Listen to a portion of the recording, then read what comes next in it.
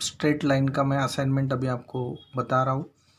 Easy questions रहेंगे। Find the slope of a line. आपको पता है स्लोप का मतलब क्या होता है? ये ऐसे slope of a line when उन्होंने आपको बेटा एंगल दिया है। एंगल मतलब ये पहला एंगल दिया 45 डिग्री, तो आपको पता है जब थीटा दिया है, इंक्लिनेशन दिया है, तो m इज इक्वल टू क्या होता है? tan theta. ठीक है, तो इसका स्लोप हमें मिल जाएगा। दूसरा है 2 पाई अपॉन 3। 2 पाई अपॉन 3 ये जो वैल्यू है ये रेडियन में दिया है, तो आप 180 इंटू अपॉन 3 करो, जो भी है सिंप्लीफिकेशन, उसके बाद ये आंसर आएगा आपका 120। तो आपने देखना है बेटा tan ऑफ 120। जिन्होंने अलाइड एंड कंपाउंड एंगल्स अभी तक पढ़ा नहीं है, डायरेक्टली आप tan 120 का वैल्यू देख सकते हो।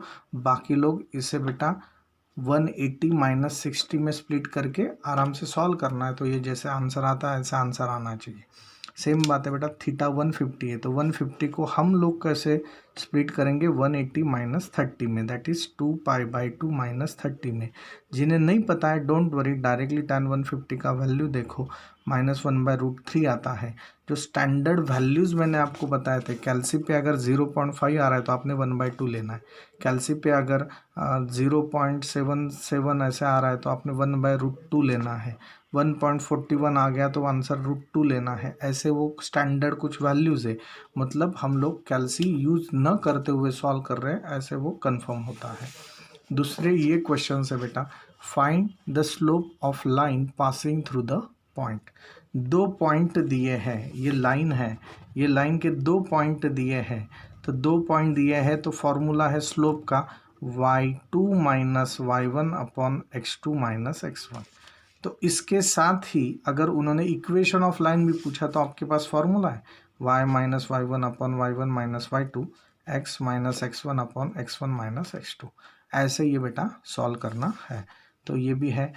आगे दिया also find X and Y intercept. X and Y intercept मतलब समझ लो ये इक्वेशन ऑफ लाइन है 2x plus 3y is equal to 5।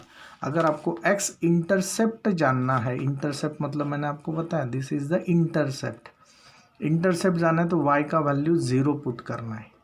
y intercept जानना है तो x का वैल्यू 0 पुट करना है। फिर ये सब सॉल्व करने के बाद x और y इंटरसेप्ट बेटा आपको मिलते हैं। ठीक है, ये क्वेश्चन देखो, फाइंड के if slope of line passing through the point 3 minus find के माइनस 1। मतलब देखो अभी तक क्या दिया था, 2 पॉइंट दिए थे, आपको स्लोप फाइंड आउट करना था। अभी क्या दिया है? स्लोप भी दिया है और एक इसमें से एक पॉइंट उन्होंने कट किया है, तो ये हम सॉल्व कर सकते हैं। बराबर है। अगर हमें इसका स्लोप जानना है तो अगेन स्लोप 2 पॉइंट फॉर्म से स्लोप फाइंड आउट करना, y2 minus y1 upon x2 minus x1, और जहां हमें m का वैल्यू पता है तो m का वैल्यू 1/3 पुट करो और ये इनका कंपैरिजन किया तो आपको k का वैल्यू मिल जाएगा। ऐसे ही सम है तो आपको वो सॉल्व कर सकते हैं। अगेन यहाँ पे देखो find the slope and y intercept. Slope आपको पता है this is x/4 minus y/3 is equal to 2। तो ये जो है हम लोग ax plus by is equal to C के फॉर्म में लिखेंगे, तो मैं इसको ऐसे लिख सकता हूँ 1/4x, this is my ax plus this is by is equal to C. तो a का वैल्यू हो गया मेरा 1/4, b का वैल्यू हो गया -1/3। तो m इज इक्वल टू होता है बेटा आपका -a अपॉन b। तो वैल्यू पुट करने के बाद आपका आंसर आ सकता है। और उसके बाद उन्होंने y इंटरसेप्ट पूछा, तो x का वैल्यू 0 पुट करो, तो देखो y इंटरसेप्ट इज -6 यूनिट। बात समझ में आ रहा है आपको? तो ऐसे ही ये सब सम है। ये क्वेश्चन नंबर 5 भी देखो, फाइंड के जब ये 2 लाइन एक दूसरे को पैरेलल है। पैरेलल है मतलब इसका स्लोप फाइंड आउट करो, उसे m1 नाम दो, इसका स्लोप फाइंड आउट करो, उसे m2 नाम दो, और आपको फाइनली पता है m1 is equal to m2। जब ये दोनों आप बेटा कंपेयर करोगे तो आपको k का वैल्यू मिल जाएगा। सेम तरीके से जब ये परपेंडिकुलर है तब उन्होंने पूछा है, तो ये इसका स्लोप m1, इसका स्लोप m2, दोनों में रिलेशन होगा -1 का प्रोडक्ट होता है। तो ये जब आप सॉल्व करोगे तो आपको बेटा k का वैल्यू मिल जाएगा। बराबर है। ये थोड़ा सा घुमा के क्वेश्चन पूछा है पर आ जाएगा आपको। Find the intercept of a line, जब इंटरसेप्ट जानना, एक्स इंटरसेप्ट जानना है तो वाई का वैल्यू 0, वाई इंटरसेप्ट जानना है तो एक्स का value 0। Also find the slope, slope मतलब -a/b, एकदम क्लियर है। Find the K if the points are collinear, collinear का मतलब एकाच लाईनीत असलेले, तो हम लोग उसको पैरेलल भी बोल सकते हैं। Collinear lines are parallel also, तो दोनों का स्लोप बेटा उस वक्त क्या होता है, सेम होता है, बराबर है। मतलब slope of line A B and slope of line A C, तो इससे भी हमें के का वैल्यू मिल सकता है। तो ये ऐसे सम है।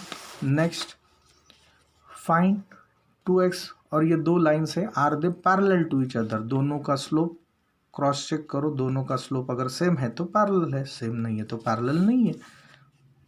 Prove that this two lines are perpendicular to each other, दोनों एक दूसरे को परपेंडिकुलर है या नहीं वो देखने के लिए m1 dot m2 is equal to -1, ये रिलेशन प्रूव हो रहा है कि नहीं हो रहा है वो देखो। अगर वैल्यू -1 आ रहा है तो आप लोग बराबर है, -1 नहीं आ रहा है तो आप लोग गलत है। सेम है। फाइंड द वैल्यू ऑफ के, हमें के का वैल्यू जानना है बेटा।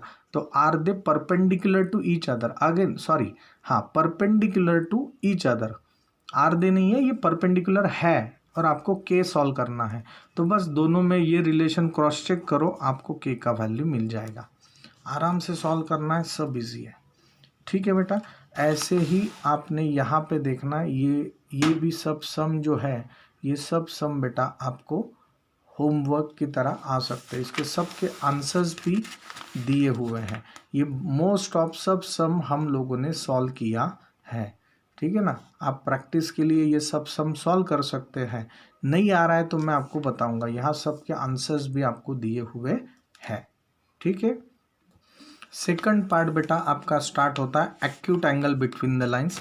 हम लोग अभी 3 टॉपिक देखने वाले, acute angle between the lines.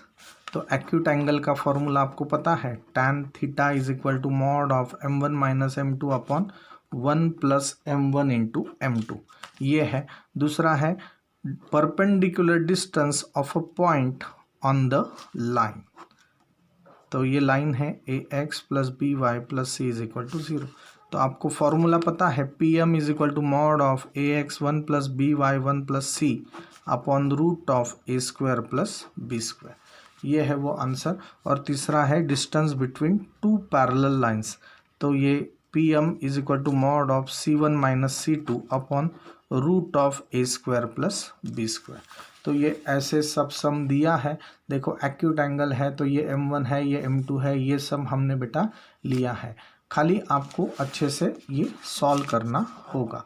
तो ये आपका आंसर है फाइनली, ये ऐसे आता है। तो tan इनवर्स 1/√3 लिखा तो भी फुल मार्क्स मिलेंगे, 30 डिग्री लिखा तो भी फुल मार्क्स मिलेंगे, और पाई मतलब 180 होता है तो 180/6 लिखा तो भी फुल मार्क्स मिलेंगे। Again this is the acute angle between the lines है। यहाँ उन्होंने डायरेक्टली m1 m2 दिया था, यहाँ लाइन दिया है तो आपको m1 m2 सॉल्व करना पड़ेगा -a/b से, और ये फिर सॉल्व करना पड़ेगा। ये भी आंसर एग्जाम्पल वैसे ये बेटा ये आपने सॉल्व करना है। देखो find the acute angle between the line, this is your next sum, ये भी सॉल्व करना है। ये खुद सॉल्व करो विदाउट सीइंग, मुझे पता है ये सब सॉल्व करने में मैक्सिमम 3 आवर्स आपके जाएंगे, मैक्स 3 आवर्स, पर ये कंसेप्ट जो क्लियर हो जाएगा नेक्स्ट सेमिस्टर में कुछ प्रॉब्लम ही नहीं बेटा। Find the acute angle between the lines, ठीक है। तो ये 6 सम सॉल्व करना है। उसके बाद नेक्स्ट जो टॉपिक है perpendicular distance of a point on the line, तो आपको पता है ये फॉर्मूला उसका क्या है, ये है mod of A X 1 plus B Y 1 plus C upon root of A square plus B square. ये पॉइंट दिया है और ये लाइन दिया है, तो this is x1 y1, this is A X plus B Y plus C. तो ये वैल्यू बेटा पुट करना है, ये सिंप्लीफाई करो, यहाँ तक लिखा तो भी चलेगा, यहाँ तक लिखा तो भी चलेगा, यूनिट्स देना भूलना नहीं, याद रखना मॉड में माइनस कभी रहता नहीं। This is the next sum. ऐसे ही ये सब सम है, ये सॉल्व करना है। और लास्ट जो टॉपिक है आपका परपेंडिकुलर डिस्टेंस